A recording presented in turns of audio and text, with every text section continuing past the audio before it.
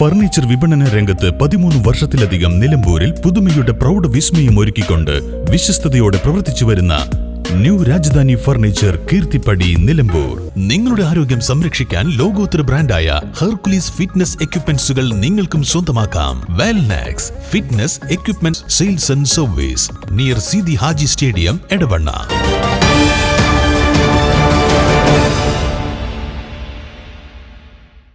₹10,35,92,985 രൂപയുടെ നീക്കിയിരിപ്പുമായി നിലമ്പൂർ നഗരസഭാ budget.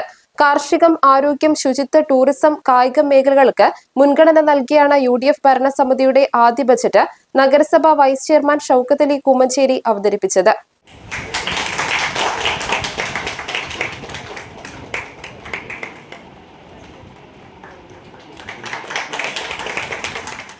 Open gym, happiness park, കിടപ്പിലായ രോഗികൾക്ക് ഭക്ഷണം, മരുന്ന് വീട്ടിലെത്തിക്കൽ തുടങ്ങിയവർക്കും ഈ ബജറ്റിൽ തുക അനുവദിച്ചിട്ടുണ്ട്.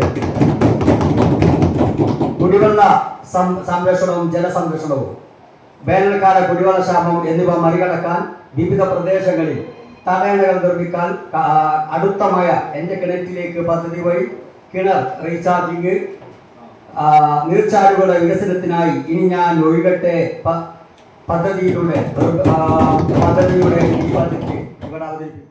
67,59,88,726 രൂപ വരവും 70,64,82,296 രൂപ ചിലവും 10,21,09,134 രൂപ നീക്കിയിരിപ്പും കാണിക്കുന്ന 2025-26 പുതുക്കിയ ബജറ്റും അവതരിപ്പിച്ചു. 61,53,92,19 രൂപ വരവും 61,39,8,167 രൂപ ചിലവും വരുന്ന 2026-27 വർഷത്തെ മതിപ്പ് ബജറ്റിൽ മുൻ നീക്കിയിരിപ്പ് ഉൾപ്പെടെയാണ് 10,35,92,985 രൂപയുടെ മിച്ച ബജറ്റ് അവതരിപ്പിച്ചത്. ചന്തക്കുന്ന് ബസ് സ്റ്റാൻഡിന് ഈ ബജറ്റിൽ പ്രഥമ പരിഗണന നൽകിയിട്ടുണ്ടെന്ന് നഗരസഭാ ചെയർപേഴ്സൺ പറഞ്ഞു. 1 കോടി രൂപ ഇതിനായി വകയിരുത്തിയിട്ടുണ്ട്. 10 കോടിയാണ് നിർമ്മാണ ചെലവിന് കണക്കാക്കിയിട്ടുള്ളത്. MP, MLA ഫണ്ടുകൾ ഉൾപ്പെടെ പ്രയോജനപ്പെടുത്തും. നഗരസഭയ്ക്ക് അധിക ബാധ്യതയില്ലാതെ നടപ്പാക്കും. കഴിഞ്ഞ ബജറ്റിലെ പദ്ധതികൾ നടപ്പാക്കും. നഗരസഭയുടെ വികസനവും ക്ഷേമ പ്രവർത്തനത്തിനുമാണ് ബജറ്റിൽ മുൻഗണന.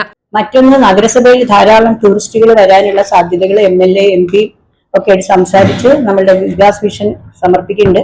പക്ഷെ നമുക്കതിന് ഒരുപാട് പൈസ വെക്കേണ്ടതില്ല. നബാർഡിന്റെയും ഹഡ്കോയുടെയും ഒക്കെ CSR അടക്കമുള്ള ഐഡക്കിന്റെ ഒക്കെ പദ്ധതികൾ മുഖേന നമ്മൾ പദ്ധതികൾ ആവിഷ്കരിക്കാനുള്ള താല്പര്യമുള്ളത് കൊണ്ട് അതിന് ചെറിയ പദ്ധതികൾ, നഗരം ഏറ്റവും സുന്ദരമായി മാലിന്യമുക്ത സുന്ദര നഗരമായിട്ട് നഗരസഭയെ പ്രസന്റ് ചെയ്യാനുള്ള പദ്ധതികൾക്ക് ഞങ്ങൾ ഊന്നൽ നൽകുന്നുണ്ട്. അതിന്റെയൊക്കെ ഭാഗമായിട്ടാണ് ഞാൻ വായിച്ച അവിടെ ഒരു ഓപ്പൺ എയർ തിയേറ്റർ നഗരസഭയിലെ മുഴുവൻ കലാകാരന്മാരെ രജിസ്റ്റർ ചെയ്ത് അവിടെ അവരുടെ പരിപാടികൾ ആവിഷ്കരിക്കാനുള്ള പദ്ധതി.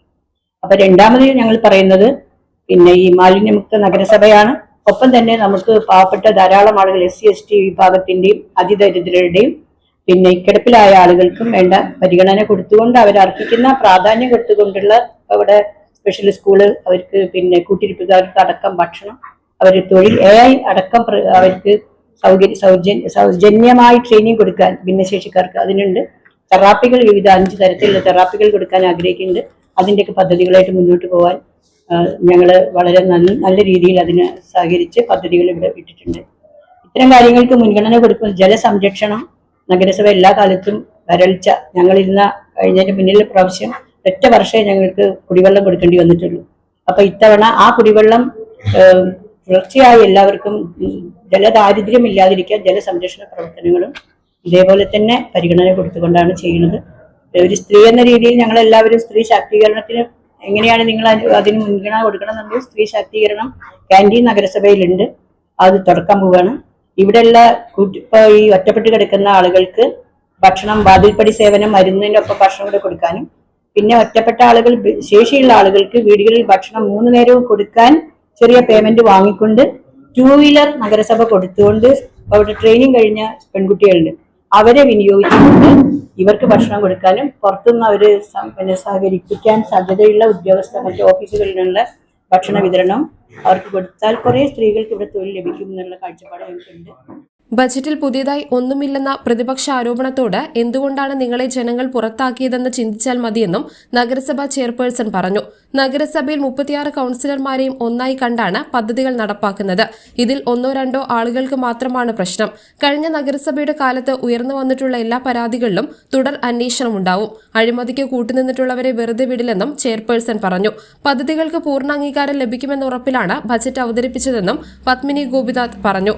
നിലമ്പൂർ നഗരസഭയിൽ വൈസ് ചെയർമാൻ കൂമഞ്ചേരി ഷൌക്കത്ത് അലി അവതരിപ്പിച്ച ബജറ്റ് കഴിഞ്ഞ ഭരണസമിതി ബജറ്റിന്റെ ആവർത്തനം മാത്രമാണെന്ന് പ്രതിപക്ഷം കുറ്റപ്പെടുത്തി. പുതിയതായി ഒന്നും എടുത്തു കാണിക്കാനില്ലാത്ത ബജറ്റാണ് UDF ഭരണസമിതിയുടേതെന്നും CPI അംഗം PM ബഷീർ പറഞ്ഞു. തീർച്ചയായും റിവേഴ്സ് ബേസ്ഡ് ബജറ്റാണ് എന്ന് പറഞ്ഞാൽ ഇത് ഈ സാമ്പത്തിക വർഷം നിലനിൽക്കുന്ന ബഡ്ജറ്റേ അല്ല. അതിന് കാരണം മെയിൻ പോയിന്റ്, നിലമ്പൂർ നഗരസഭ ജില്ലാ ആസൂത്രണ സമിതിയിൽ ഇന്ന് വരെ പദ്ധതി സമർപ്പിച്ചിട്ടില്ല. പദ്ധതി നഗരസഭ കൗൺസിൽ ഭൂരിപക്ഷ തീരുമാനപ്രകാരം കഴിഞ്ഞ 3-ാം തീയതി അംഗീകാരം വാങ്ങിയെങ്കിലും തുടർന്ന് ഇന്നലെ വീണ്ടും അതേ കൗൺസിൽ യോഗം ചേർന്ന് ആ തീരുമാനത്തിൽ ഭേദഗതി വരുത്താൻ എന്ന് പറഞ്ഞാൽ അതിൻ്റെ കുറ്റമറ്റ രീതിയിൽ ആക്കി മാറ്റാൻ തീരുമാനിച്ചു. എന്ന് പറഞ്ഞാൽ കുറ്റമറ്റ ഒരു വികസന രേഖയാണ് ഇവിടെ അവതരിപ്പിച്ചത് എന്നുള്ളത് ഇന്നലത്തെ കൗൺസിലിലൂടെ ഈ നഗരസഭാ ഭരണസമിതി തന്നെ സ്ഥാപിച്ചിരിക്കുകയാണ്. അങ്ങനെയുള്ളൊരു സാഹചര്യത്തിൽ ആ പദ്ധതിയിലെ തുകയും ആ പദ്ധതിയും വെച്ച് രൂപീകരിച്ചിട്ടുള്ള ഈ നിലമ്പൂർ നഗരസഭയിൽ 2 വാർഡ് സഭകൾ ഇനിയും ചേരാനിരിക്കെ അപൂർണമായി തയ്യാറാക്കിയിട്ടുള്ള ഈ പദ്ധതിയെ ബേസ് ചെയ്തുണ്ടാക്കിയിട്ടുള്ള ഈ ബഡ്ജറ്റ് നിലനിൽക്കുന്ന ബഡ്ജറ്റല്ല. നമ്പർ 1. നമ്പർ 2, എനിക്ക് പ്രിയപ്പെട്ട മാധ്യമപ്രവർത്തകരോട് സൂചിപ്പിക്കാനുള്ളത്, നിങ്ങൾക്കൊക്കെ ഇതിൻ്റെ കോപ്പി ലഭ്യമാണ്. ഈ ബജറ്റിനകത്ത് എന്ത് പുതിയ കാഴ്ചപ്പാടാണ്, പുതിയ നിർദ്ദേശമാണ് ഈ ഭരണസമിതി നിലമ്പൂരിലെ ജനങ്ങൾക്ക് നൽകിയിട്ടുള്ളത്? ഇവരെടുത്ത് പറയുന്നത് ചന്തക്കുന്ന് ബസ് സ്റ്റാൻഡ് കഴിഞ്ഞ 4 കൊല്ലമായി ബജറ്റിനകത്ത് വരുന്നതാണ്. കഴിഞ്ഞ ബജറ്റിനകത്ത് നിലമ്പൂർ നഗരസഭ ബജറ്റ് പാസ്സാക്കി ടെൻഡർ ചെയ്തൊരു പ്രവൃത്തിയാണ്. ആ പ്രവൃത്തി ടെൻഡർ ചെയ്യുകയും സെലക്ഷൻ നോട്ടീസ് പൊതുമേഖലാ സ്ഥാപനമായ സിൽക്കിന് കൊടുക്കുകയും ചെയ്ത ഒരു പ്രവൃത്തി തങ്ങൾ നടപ്പിലാക്കും എന്ന് പറയുന്നത് എന്ത് വൈരുദ്ധ്യമാണ്. രണ്ടാമത് ഇവർ പറയുന്നു ട്രാൻസ്ജെൻഡേഴ്സിൻ്റെ മരുന്ന്, വയോജന പാർക്ക്, ഓപ്പൺ ജിമ്മ്, ഇതെല്ലാം കഴിഞ്ഞ കാലങ്ങളിലെ ബജറ്റിനകത്ത് വന്നതാണ്.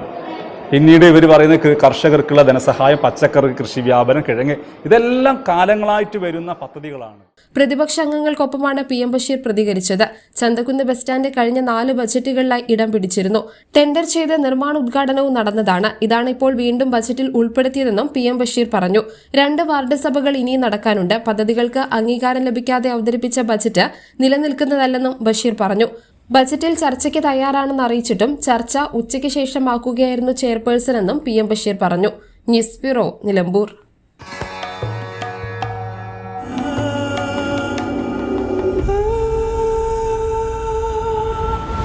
ചരിത്ര Vivah bridal collections by Shobhika Weddings.